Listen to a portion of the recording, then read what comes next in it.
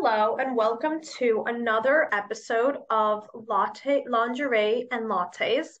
This is going to be our second talk, and today I'm going to be focused around the independence aspect for women, what it means to feel almost overly confident that you don't need other people in your life to lead the life that you want. So we're going to be getting into that, and if you've seen my post prior to this, that was a bit of a preview. There was a little bit of like a clip that said, husband, I haven't found a man that's good enough for that. So we found ourselves in this culture that in one aspect says, I want to reject all marriage, I want to reject all relationships, nothing, the traditional style is not really meant to be the way that we're supposed to live our life and so forth. And then on the other side of that same duality is this idea of getting married in a very transient manner, staying married to the same person for, let's say, like a couple of minutes, all these celebrities doing it for a few months. This or even having marriage be this tool where you're almost bargaining with the other person to get something in return from whether it be them specifically or the government, if this is like a financial bonus for you and so forth. So we've really used marriage in a sense that is a weapon against people, I would say. Not, it's not really a thought out process like, oh, let's make people upset about marriage and so forth. But it's really, to me, it seems like a bargaining chip that has been used very strategically across a lot of relationships. So even if we think about I think it's the Gates divorce that happened, the Bezos divorce that happened. All of these are really very financially lucrative divorces. And so you have to start asking yourself questions around why are the marriages nowadays so based around money, status, fame, comfort, security, loneliness, etc. So we get to this point where my talk today is going to be surrounding this idea of an independent woman, of this idea that you don't need a man in your life. So I want to preface this by saying, because the sexes are so different, and if you've joined our Vulcan Ability library, I just shared a part 1 in a video that really dives into the difference between men's brains and women's brains, which really explains it in a very easy to follow manner. So if we understand that there's fundamental differences between how we behave and act in the world, we naturally can assume, and really it's not even an assumption, it's almost a given understanding that these sexes are going to have different strengths and weaknesses. So if you think about a woman's body and what we've been meant to like not accomplish, but what we've been designed to create is life, right? We've been designed in a way where our bodies are able to handle growing life inside of us and then giving birth to it. So in a state of giving birth and also pregnancy, a woman is essentially weaker in a way. She's unprotected, she's more vulnerable. Because why? Because a lot of her energy and expenses and resources are all going towards growing life. So if you've ever grown a business of your own, or if you've ever worked extremely passionately on a project, you understand that when you're focused, that's about 80 to 90% of your attention is going into one thing. And it's simply impossible to expend more than 100%. People do it, but that's just living in a state of burnout. So if we think about the amount of energy that's going into one thing, especially giving life, that's kind of a big deal. It's kind of, it's asking for a lot. There's going to be a lot of needs around it. There's going to be a lot of support that somebody needs in these states and so forth. So in the actual moment of giving birth, a woman is entirely unprotected, vulnerable, susceptible to any sort of animal coming in. If you think about the primal days, it should be attacked, the baby taken away, all these things. So naturally, if you think about the opposite of a woman, it's a man. And when a man is in his fullest, like finest state, so to say, he's able to protect the woman because they are designed for different purposes in life. They're not designed for giving life. They're designed for protecting someone else who's giving life. So when we have this understanding, we ask ourselves, how does this play into the modern culture? Because we are not now, I'm not going to be in a threatened state, more or less, if I'm giving birth, in my bedroom or in a hospital or in a birthing center or wherever. Then more or less, I don't assume many people are going to come in and attack me. If anything, I'm probably going to get more help, but it depends on where and what your circumstances are. So, how do we apply this mentality that's primal and instinctual within us to a society that's now like, well, women are empowered to have their own finances. Women are able to support themselves, clothe themselves, create businesses, make more money than their male partners. How do we associate things that are within our primal instincts in a culture that seems very much adapted to a different mentality?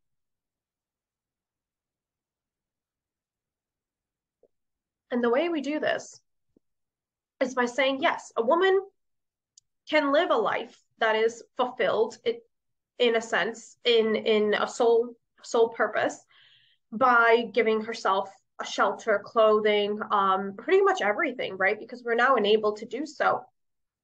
And we are extremely powerful, which is something we don't really talk about enough. However, there's also this understanding that we have our limitations as women. We are not going to have as easy of a time to climb up onto the roof, clean out the gutters, and also change the tire or whatever. We're not going to have the same ease of lifting, let's say, 50 pounds of, I don't know, 10 different bags that have all of your grains for the winter and you need to move them to the basement or something for storage. It's going to be much easier for a man to do those things. It's going to be less expending of energy when he's the one taking care of the stuff. So if we consider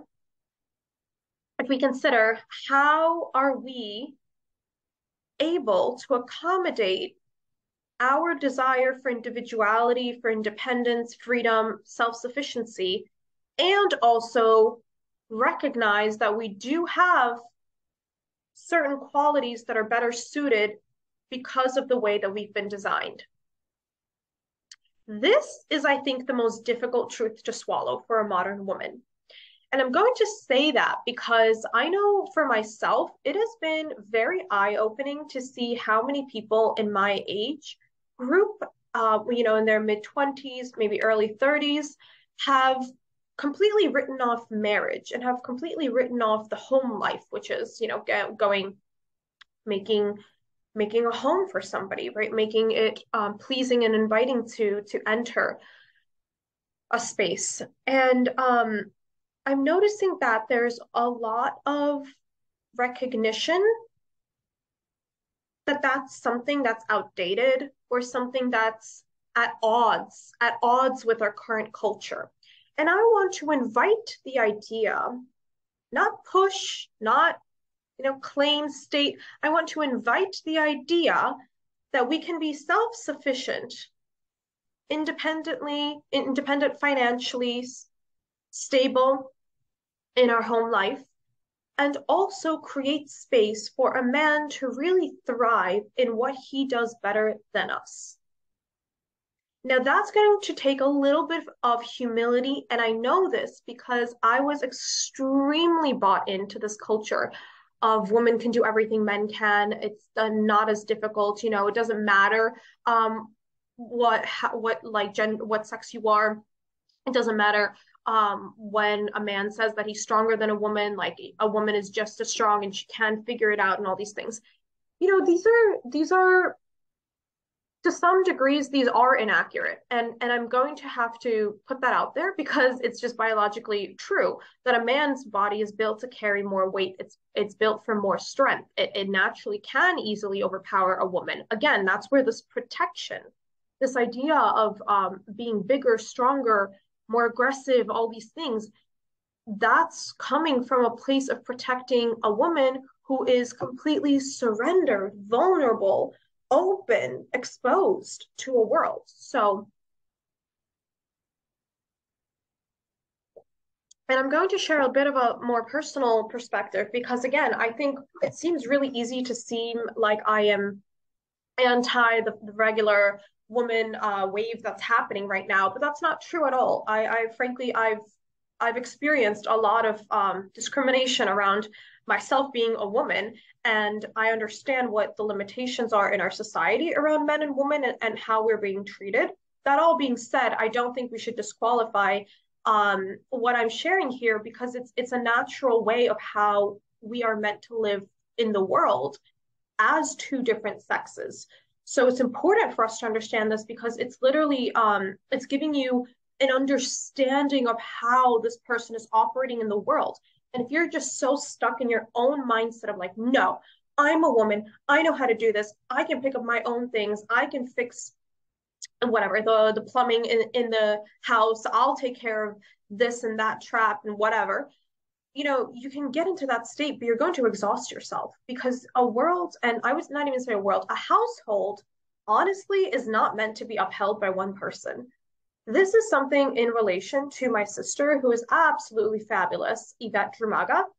She is doing an art show around this subject from a little bit of a different perspective, but she's a blacksmith and she's creating this theme around the kitchen and around food production and differences between commercial food making and home food making and all these nuances that go into her project are absolutely wonderful. I suggest checking her out at Y House, E House, so it would just be spelled as a Y. Um, and so and so she brought up this idea that we've assumed prior to having work in our culture being led by both the man and the woman in the house and all these things. Prior to that, in our cultural society, women would split up duties. So there would be a group of women who are cooking for a whole block, let's say, or a block would be a village, or they would be cleaning all the clothing for that particular household or something. There would be another group of women that are taking care of all the cooking and so forth and the cleaning. So there would be split up duties and everyone would kind of take a share, but they would just focus on that duty.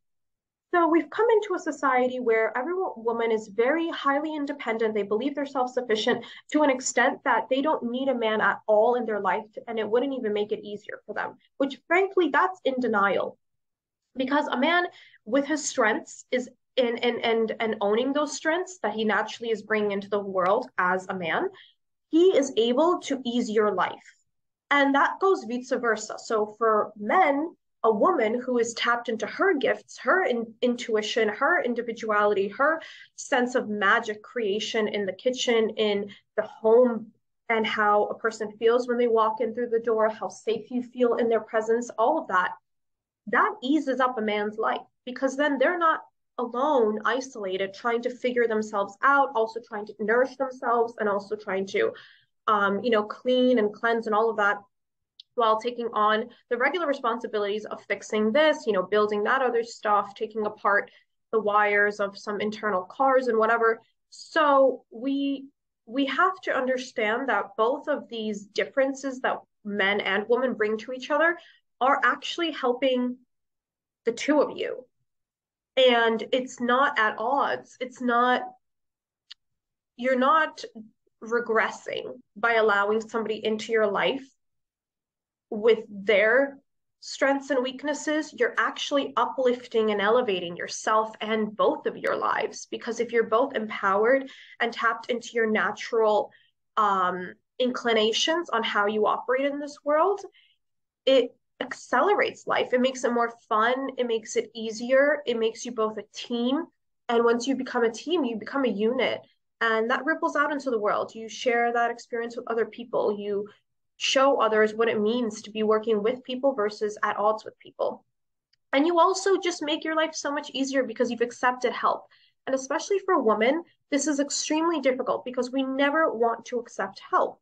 And that's why this hard-headed individuality, this free-spirited nature to a fault, I'm going to say, in our current society, is limiting us from experiencing a much easier, fulfilling, pleasurable life with a man who is willing to give to us, who's willing to share those duties and responsibilities of upholding a house. So I do hope this has been enlightening. Before we close out, I know I am notorious for remembering these card pulls. So let me pull from this deck. It's called the White Light Oracle, and it's absolutely beautiful. So let's see, what is the message that we would like to receive today, Spirit? How can we illuminate ourselves to be respectful, open, and understanding of both men and women and the gifts that they bring into this world?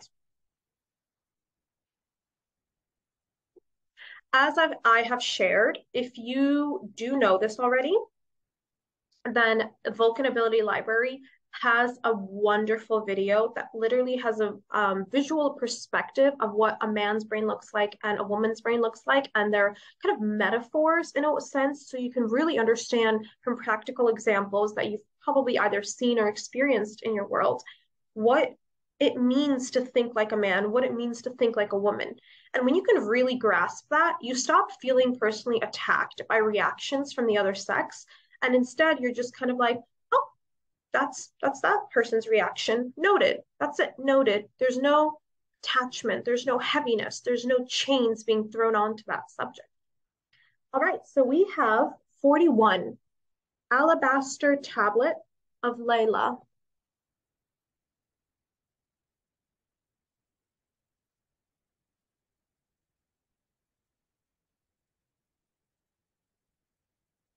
right. Let's see what this is about.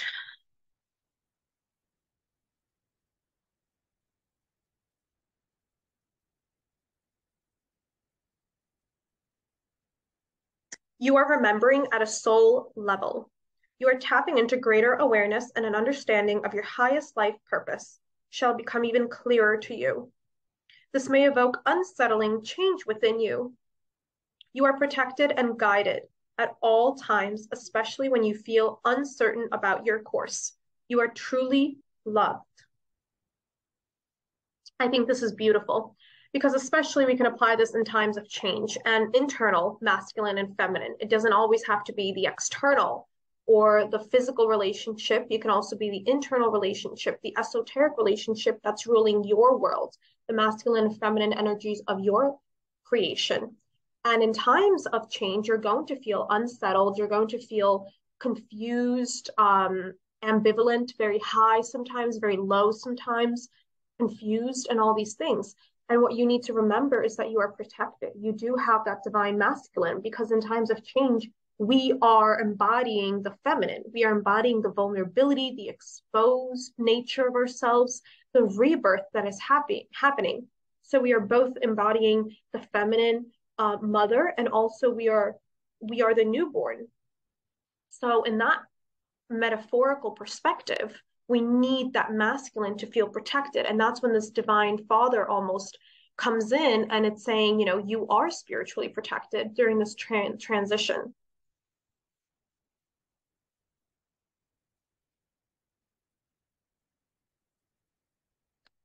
All right, that will conclude our lingerie and lattes. I do hope to see you in the Vulcan Ability Library. It is $25 a month right now. And if you do want to join us, there's plenty of material to dive into, as well as some meditations to connect to your body and to your pleasure that you're here to uncover. Thank you so much and have an absolutely magical Friday.